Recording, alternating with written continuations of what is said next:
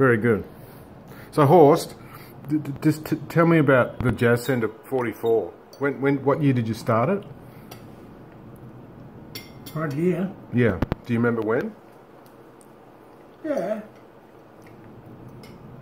The mid-50s, you know? Mid-50s. Yeah. In Melbourne. And how did you get the funds to start it? Did you just rent a space and... No, no, it's...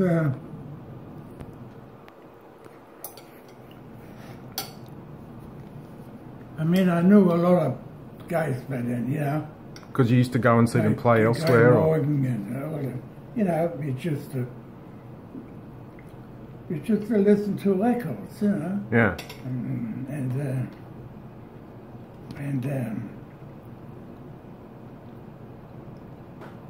But there was no really any place, you know?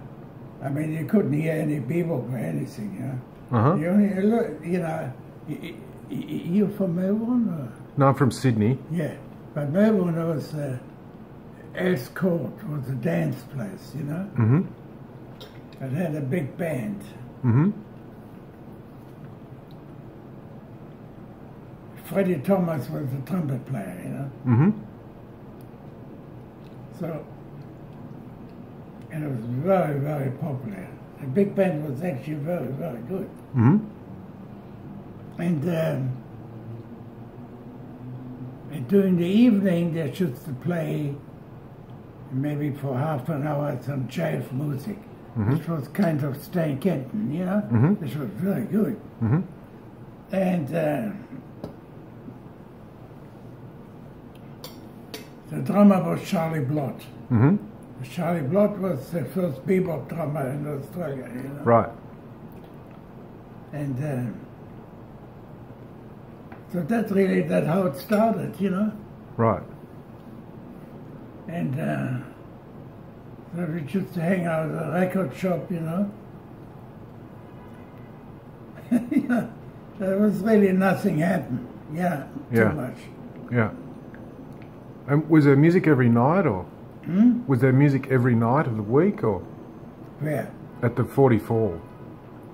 No, that started now. So we thought, I said, you know, why don't you start a club, or why don't we do something? So I said, okay. You see, it all started with Freddie Thomas, the big band. Right. They had an area with, there was a group of people, the Witchies and the Botchies. Yeah? Bodgies and the Widgies, yep. They used to circle them in, you know. Okay. And during that half an hour, they could jive and dance, you know. They were really zoot suits, you know, and all this shit, you know. It was great, actually, you know. And so I stood there watching them dancing, you know. And there was this girl, she said, I come on dance. I said, no. I said, impossible, you know. I mean, they were very good dancers. Okay. Know? And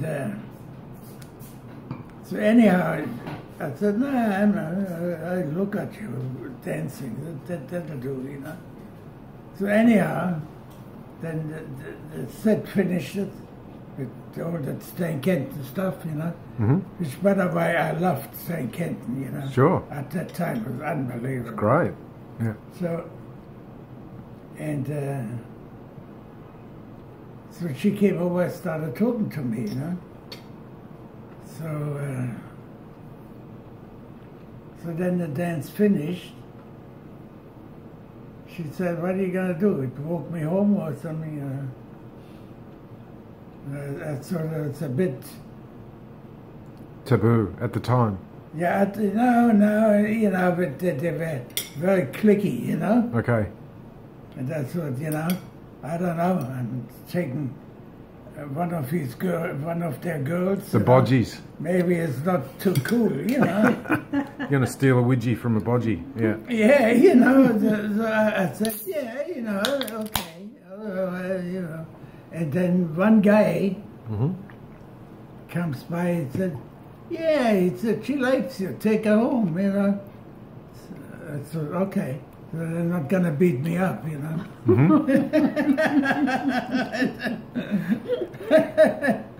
So anyhow, we went out for a while, you know. And one day she said, you know, they were not really into jazz that much, but they were into Dinah Washington, the R&B, you know, like, I mean, they were pretty hip to all that, you know. Yeah. And they hired the Katerina, which became later, on certain nights, sometimes, whenever they felt like, paid a few bucks for rent, and played the records, Right. the R&B stuff. Right. Johnny Otis, you know, and stuff like that. And so she takes me along to the old, and it's loud, it's great actually, you know. So that, years later, not a couple of years later or so, you know, yeah, I was thinking of a place, I thought, the Katerina, that was a terrific place where they used to meet and dance, you know. Let's see what happened. So I went up there, and I didn't know anything about the place, but it was a perfect place, you know. Opposite Luna Park, not far away from where it's good. Everything was cool, you know. There was this old Jewish bloke. It was a Jewish kind of social place, you know, which had died in the ass because all the young Jewish guys had grown up and they became more Australian. They didn't go to the Jewish dances anymore, you know? Yeah. I said, yeah, I said, I want to do some jazz, you know? He said, yeah, all right, you know. Bring some people. He said, I said, what's the deal? He said, costs you £5 rent for Sunday afternoon, you know? Okay. I said, all right, let's try. So somewhere along the line, we hit it off really good. How long did it take for people to come, do you think? How long did it take to build up and for people to come? I'll tell you. So,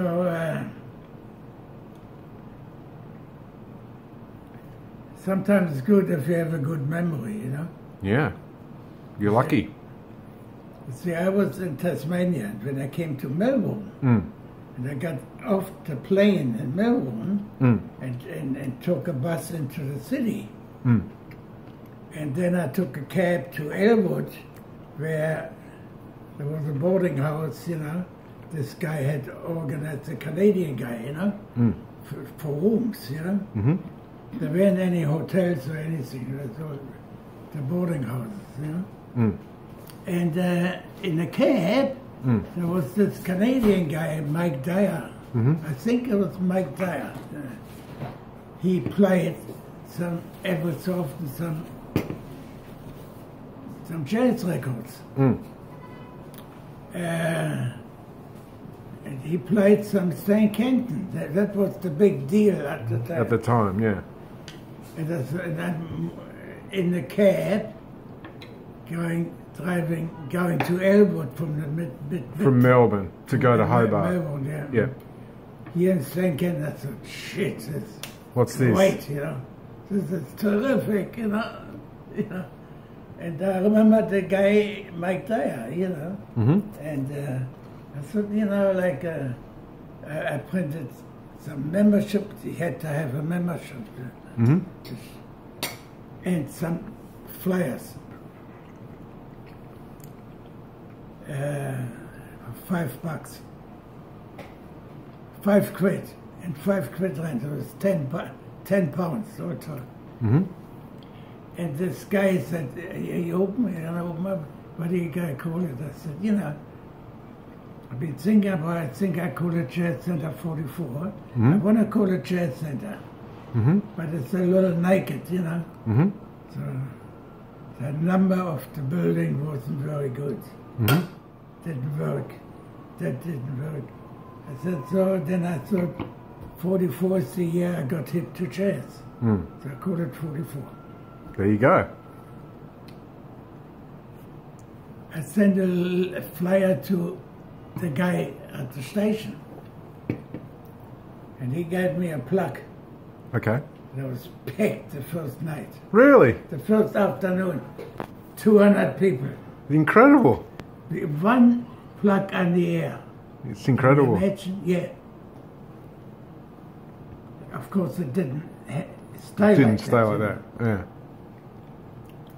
And then he came by, and he said, yeah, he was into jazz, Yeah. He saw Charlie Parker and Dizzy in Canada, the concert of the year, that record. Yeah. He was Is it there. jazz at Massey Hall or something? Yeah, Massey Hall, Yeah. that's right. Yeah. He was there, and Incredible. yeah. So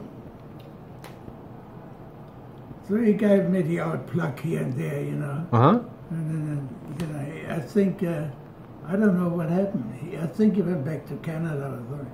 I don't know. And did you have different musicians every week, or Right? were there different musicians every week, or? So then I had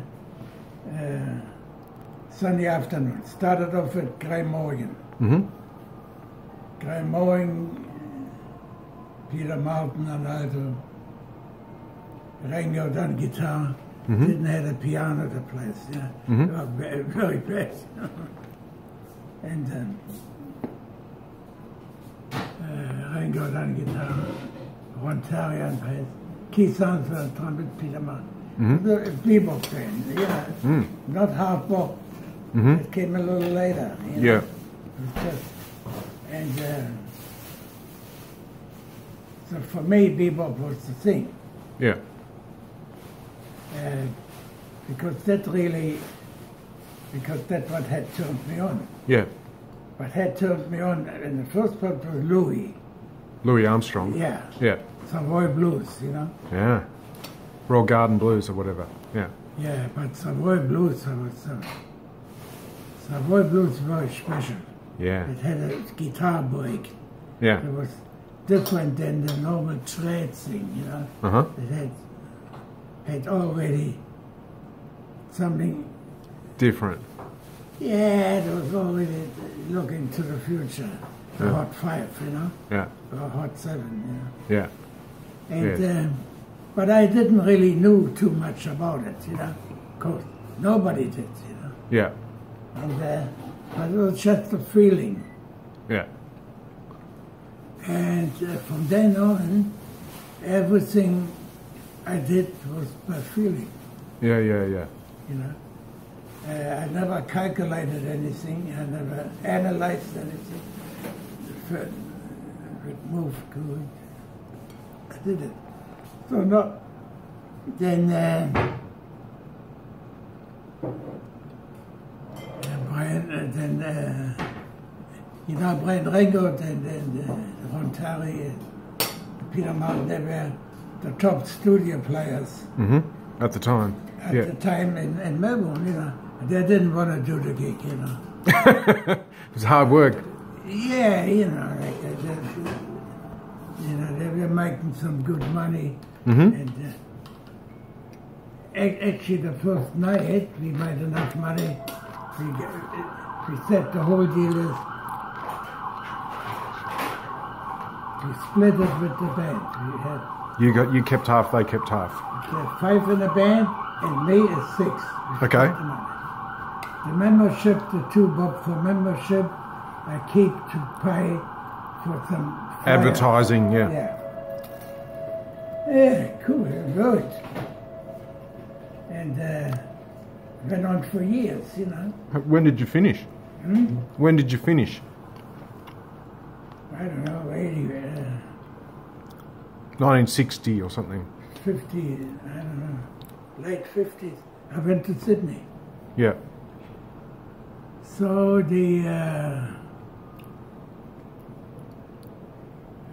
but then, for some reason, it became very hot,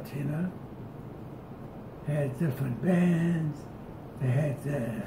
Then I started to do concerts once a month Mm-hmm. with 4 bands. At the 44 or? Yeah, at the Yeah. club. You know, with 2 trad bands, 2 modern bands. Mm-hmm.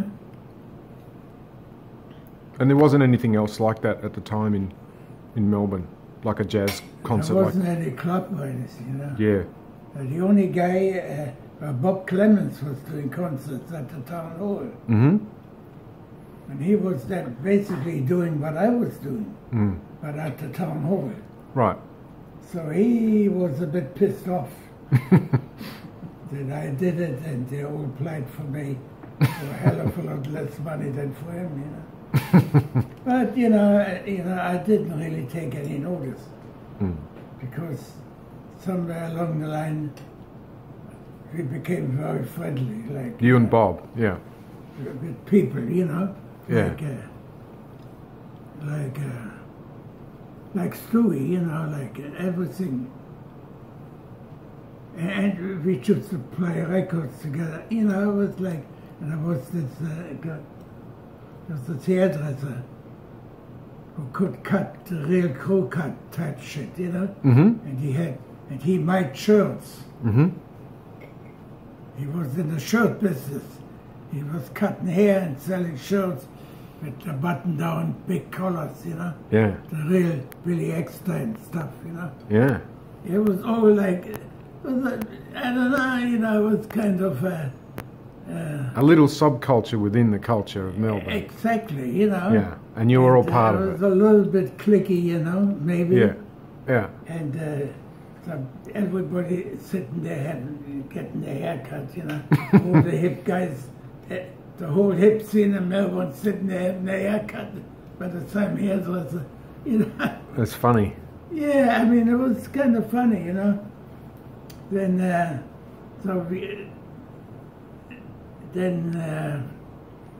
then the concerts did, then and Charlie Blott and Stewie Spare were good buddies, you know. Yeah.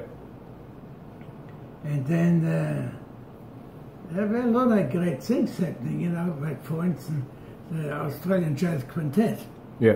They were all buddies of Charlie Blott. Right. You know.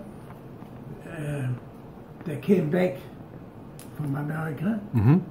And the first concert they did, they came up to the club and played a Oh, that's 2-hour wonderful. set. That's non-stop, wonderful. like, man. And that was the first hard bop. Yeah. Sure. It was amazing. Mm.